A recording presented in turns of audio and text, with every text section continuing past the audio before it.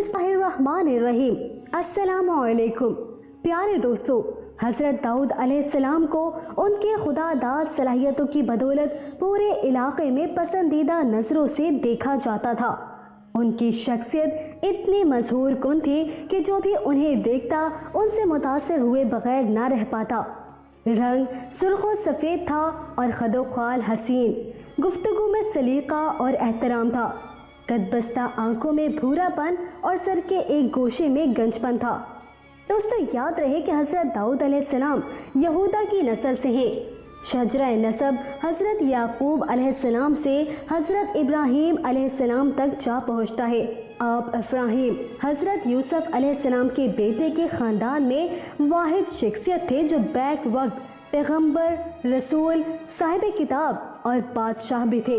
दोस्तों, आज की वीडियो में हम हज़रत दाऊद अलैहिस्सलाम की ज़िंदगी के मुकम्मल हालात और वाक़यात, आप अलैहिस्सलाम के मौजिज़ात और आप अलैहिस्सलाम की सीरत के मुतल्लिक़ तफसीली गुफ्तगू करेंगे। कसरुल अंबिया के हवाले से हमारी आज की ये वीडियो इंतहाई ईमान अफरोज़ होने वाली है। तो दोस्तों, आपने इस वीडियो को स्किप किए बिना आखिर तक लाजमी देखना है।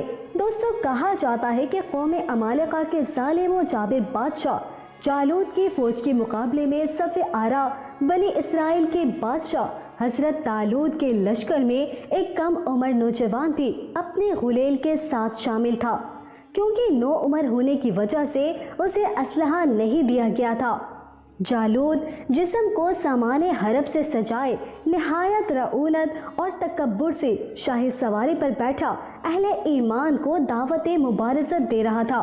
अभी बनी इसराइल का ये छोटा सा लश्कर कोई फैसला भी ना कर पाया था कि अचानक इनकी सफ़ों में मौजूद ये कम उम्र नौजवान उकाब जैसी बर्क रफ्तारी से बाहर निकला और जालूत के सामने पहुंचकर उसे ललकारने लगा। गोश्त के पहाड़, लहीम शहीम और तवीलुल कामत जालूत ने हैरत के साथ उस नौजवान को देखा तो हक़ारत से बोला, जा मेरी आंखों के सामने से दूर हो जा, मैं तुझे कत्ल करना पसंद नहीं करता। बेखौफ नौजवान ने बादशाह की आंखों में आंखें डालकर गरजदार आवाज़ में जवाब दिया, लेकिन तुझे कत्ल करना मुझे पसंद है। फिर फलक पर चमकते सूरज की तेज रोशनी में अर्ज़ो समा ने एक हैरत अंगेज मंजर देखा। नौजवान की गुलेल से गोली की तरह निकले पत्थर से जालूत का मुतकब्बिर सर पाश पाश हो चुका था और उसका ताकतवर जिस्म जमीन पर औंधे मुंह पड़ा हुआ था। ये सब इतनी अचानक हुआ कि जालूत की असलहे से लेस फौज को संभलने का मौका ही ना मिल सका और वो बदहवास होकर भाग खड़ी हुई। ये नौजवान एक चरवाहा था जो सारा दिन जंगल में बकरियां चराया करता और गुलेल से बकरियों के करीब आने वाले दरिंदों को मार भगाता था। लेकिन कुदरत ने तो इसके लिए बड़े फैसले कर रखे थे। अल्लाह ताला ने पहले उसे बनी इसराइल का बादशाह बनाया और फिर उसे नबूवत और रिसालत के अजीम मनसब पर फाइज फरमा दिया। कुरान पाक में इरशाद है, दाऊद ने जालूत को कत्ल कर डाला और अल्लाह ने उनको बादशाही और दानाई बख्शी और जिन जिन चीज़ों का चाहा उन्हें इल्म दिया। दोस्तों, याद रहे कि हज़रत दाऊद अलैहिस्सलाम 965 क़ब्ल मसीह फ़लस्तीन में पैदा हुए। आप अलैहिस्सलाम हज़रत इब्राहीम अलैहिस्सलाम की नस्ल में से हैं। मोहम्मद बिन इसहाक रज़ियल्लाहु ताला अन्हो हज़रत वहाब बिन मुंबा रहमतुल्लाह अलैह के हवाले से तहरीर करते हैं कि हज़रत दाऊद अलैहिस्सलाम पस्ता कद थे, आंखें नीली थी, जिस्म पर बाल बहुत कम थे, चेहरे से पाकीज़गी झलकती थी, नहायत हमदर्द, कवी, बहादुर और निडर होने के साथ साथ हुक्मरानी और फैसला करने की क़ुव्वत तोहफ़ा खुदाबंदी थी। हज़रत दाऊद अलैहिस्सलाम से कबल बनी इसराइल में नबूवत आले लवी बिन याकूब में चली आ रही थी, जबकि बादशाहत दूसरे ख़ानदान यहूदा बिन याकूब में थी। लेकिन अल्लाह रब्बुल इज़्ज़त ने पहली मर्तबा दोनों एज़ाज़ात एक ही शख्सियत में जमा फरमा दिए। हज़रत दाऊद अलैहिस्सलाम अल्लाह के बरगज़ीदा नबी और रसूल थे और बादशाह भी। अंबिया किराम में हज़रत आदम अलैहिस्सलाम के बाद हज़रत दाऊद अलैहिस्सलाम ही वो पैगंबर हैं जिन्हें कुरान करीम ने खलीफा के लक़ब से नवाजा। कुरान करीम में इरशाद है, ए दाऊद, हमने तुम्हें ज़मीन पर खलीफा बना दिया, तुम लोगों के दरमियान हक के साथ फैसले करो। ناظرین، یاد رہے کہ قرآن کریم کی سورہ بنی اسرائیل میں ارشاد ہے، اور ہم نے بعض پیغمبروں کو بعض پر فضیلت بخشی اور داؤد کو زبور عنایت کی۔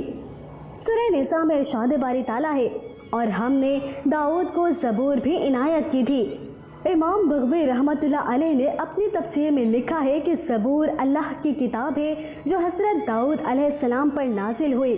اس میں 150 صورتیں ہیں جو دعاؤں اور حمد و ثنا پر مشتمل ہیں، تاہم ان میں حلال و حرام اور فرائض و حدود کا بیان نہیں ہے۔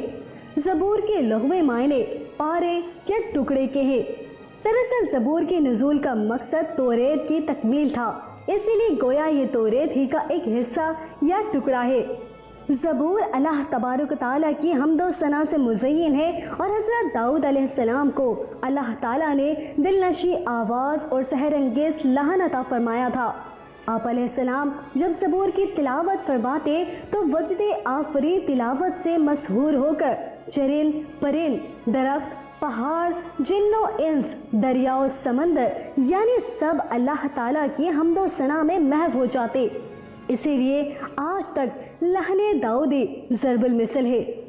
مسند احمد میں حضرت ابو ہریرہ رضی اللہ تعالیٰ عنہ سے مروی ہے کہ رسول اکرم صلی اللہ علیہ وآلہ وسلم نے فرمایا کہ داؤد علیہ السلام پر قرأت کو آسان اور ہلکا کر دیا گیا تھا۔ وہ اپنے گھوڑے پر زین کسنے کا حکم فرماتے، اور اس سے پہلے کہ زین کسی جاتی آپ علیہ السلام پوری زبور تلاوت کر چکے ہوتے۔ حضور نبی کریم صلی اللہ علیہ وآلہ وسلم جب حضرت ابو موسیٰ اشعری رضی اللہ تعالیٰ عنہ کی تلاوت قرآن سنتے تو فرماتے، ابو موسیٰ کو اللہ نے لحن داؤدی عطا فرمایا ہے۔ دوستو، قرآن کریم کی 9 سورہ مبارکہ، سورہ بقرہ، سورہ نساء، سورہ مائدہ، سورہ انعام، سورہ اسراء، سورہ انبیاء، سورہ نمل، سورہ سبا اور سورہ سعاد میں 16 مقامات پر حضرت داؤد علیہ السلام کا ذکر ہے۔ بعض صورتوں میں تفصیل سے اور بعض میں مختصر طور پر ان کے حالات اور واقعات بیان کیے گئے ہیں، جبکہ ان پر نازل کردہ کتاب زبور کا 3 صورتوں میں ذکر ہے۔ ناظرین، اللہ تعالیٰ سورہ انبیاء میں فرماتے ہیں کہ ہم نے پہاڑوں کو داؤد کے لیے مسخر کر دیا کہ ان کے ساتھ تسبیح کرتے تھے، اور جانوروں کو بھی مسخر کر دیا تھا۔ نیز سورہ سعاد میں ارشاد باری تعالیٰ ہے، ہم نے پہاڑوں کو ان کے زیر فرما کر دیا تھا کہ صبح و شام ان کے ساتھ اللہ کی تسبیح کیا کرتے تھے، اور پرندوں کو بھی کہ جمع رہتے تھے، اور سب ان کے فرما بردار تھے۔ مفسرین کے مطابق اللہ تبارک تعالیٰ نے پہاڑوں، پرندوں اور جانوروں کو حکم دیا تھا کہ جب حضرت داؤد علیہ السلام اللہ تعالیٰ کا ذکر کریں تو وہ سب بھی ان کلمات کو دہرائیں۔ جب وہ زبور کی تلاوت کرتے تو پرندے بھی ہوا میں ٹھہر کر ان کے ساتھ ذکر الہی میں شامل ہو جاتے۔ اسی طرح پہاڑ، شجر اور دیگر جانور بھی ان کے ساتھ اللہ تعالیٰ کی تسبیح کرتے۔ اللہ رب العزت نے پتھروں اور درختوں میں بھی ایک طرح کی زندگی رکھی ہے، یہ الگ بات ہے کہ ہمیں اس کا شعور نہیں۔ سورہ بنی اسرائیل میں ہے کہ 7 آسمان اور زمین اور جو بھی ان میں ہیں وہ سب اسی کی تسبیح کر رہے ہیں۔ ایسی کوئی چیز نہیں جو اسے پاکیزگی اور تعریف کے ساتھ یاد نہ کرتی ہو۔ ہاں، یہ صحیح ہے کہ تم اس کی تسبیح کو سمجھ نہیں سکتے۔ ناظرین، یاد رہے کہ اللہ تبارک تعالیٰ نے حضرت داؤد علیہ السلام کو دوسرا معجزہ یہ عطا فرمایا کہ لوہے کو ان کے لیے موم کی طرح نرم فرما دیا۔ ارشاد باری تعالیٰ ہے، اور ان کے لیے ہم نے لوہے کو نرم کر دیا کہ کشادہ زرہیں بناؤ اور کڑیوں کو اندازے سے جوڑو اور نیک عمل کرو۔ حضرت حسن بصری رحمۃ اللہ علیہ، قتادہ رحمۃ اللہ علیہ اور عامش رحمۃ اللہ علیہ فرماتے ہیں کہ اللہ تبارک تعالیٰ نے ان کے لیے لوہے کو نرم کر دیا، حتیٰ کہ بغیر آگ و بھٹی کے اپنے ہاتھ کے ساتھ اسے ہر طرح سے موڑ لیا کرتے تھے۔ انہیں لوہا موڑنے کے لیے ہتھوڑے کی ضرورت پڑتی اور نہ ہی کسی دوسرے اوزار کی۔ وہ موم کی طرح ہاتھ سے اس کی کڑیاں بنا لیا کرتے تھے۔ حضرت قتادہ رحمۃ اللہ علیہ فرماتے ہیں کہ سب سے پہلے شخص جنہوں نے کڑیوں کی انتہائی محفوظ زرہ بنائی وہ حضرت داؤد علیہ السلام ہے۔ اس سے پہلے صاف چادر کی زریں بنتی تھی۔ ابن شوذب رحمتullah علیہ فرماتے ہیں کہ آپ علیہ السلام دن میں ایک زرہ بنا لیا کرتے تھے جو کہ 600 درہم میں فروخت ہوتی۔ دوستو اللہ تعالیٰ ارشاد فرماتے ہیں اور ہم نے اسے تمہارے لیے لباس بنانے کا ہنر سکھایا تاکہ لڑائی کے ضرر سے تمہارا بچاؤ ہو۔ تفسیر ابن کثیر میں حافظ ابن عساکر کی روایت ہے کہ حضرت داؤد علیہ السلام اپنی خلافت کے زمانے میں بھیس بدل کر بازاروں میں جاتے اور لوگوں سے پوچھا کرتے کہ داؤد کیسے آدمی ہے۔ چونکہ سلطنت میں عدل و انصاف عام تھا اور لوگ آرام و عیش سے رہتے تھے، کسی کو حکومت سے شکایت نہ تھی، اسی لیے آپ علیہ السلام جس سے بھی سوال کرتے وہ حضرت داؤد علیہ السلام کی تعریف ہی کرتا۔ اللہ تعالیٰ نے آپ علیہ السلام کی تعلیم کے لیے ایک فرشتے کو انسانی شکل میں بھیجا تو آپ علیہ السلام نے حسب عادت اس سے بھی وہی سوال کیا۔ فرشتے نے جواب دیا، داؤد بہت اچھے آدمی ہے، وہ اپنے نفس اور اپنی رعیت کے لیے بھی بہتر ہے، مگر ان میں ایک عادت ایسی ہے کہ وہ نہ ہوتی تو کامل انسان ہوتے۔ داؤد علیہ السلام نے پوچھا، وہ کیا عادت ہے؟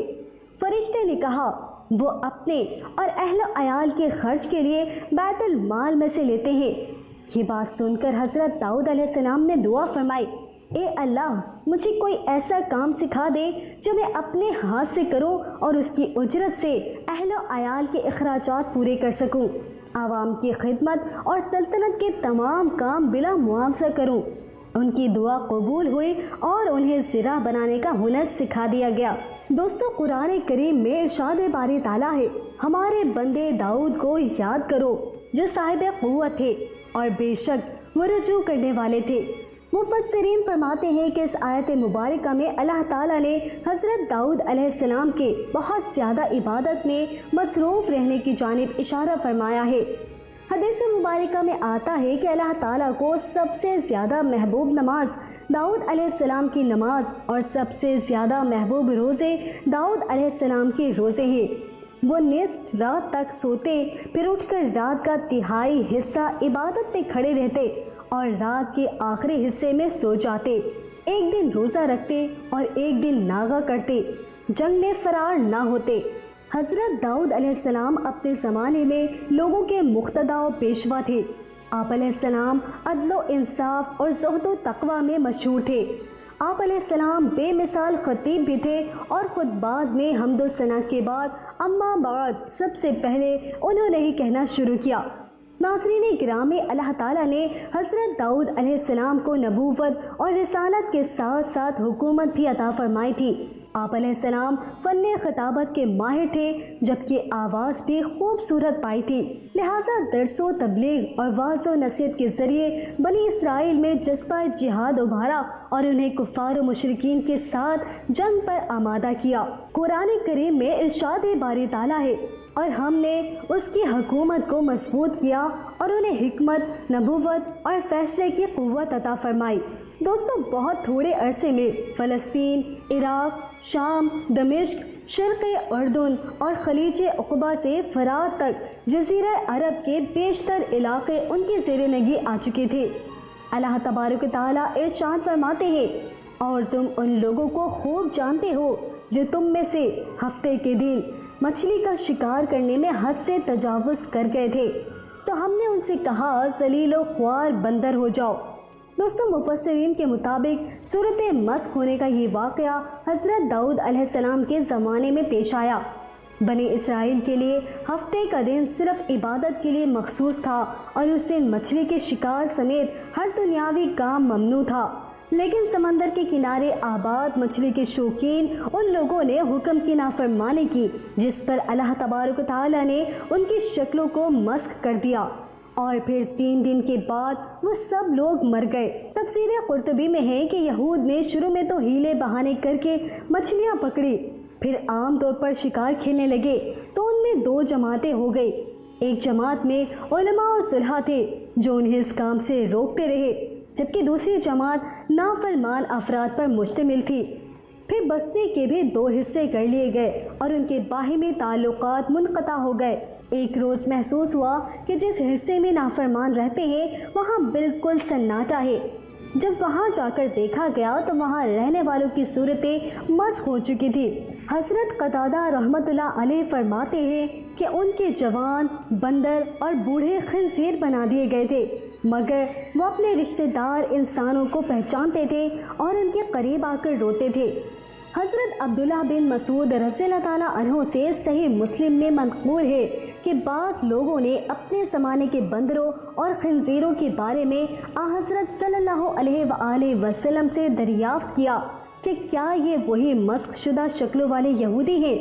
آپ صلی اللہ علیہ وآلہ وسلم نے فرمایا، اللہ تعالیٰ جب کسی قوم میں مسخ صورت کا عذاب نازل کرتے ہیں تو ان کی نسل نہیں چلتی بلکہ چند روز میں ہلاک ہو کر ختم ہو جاتے ہیں۔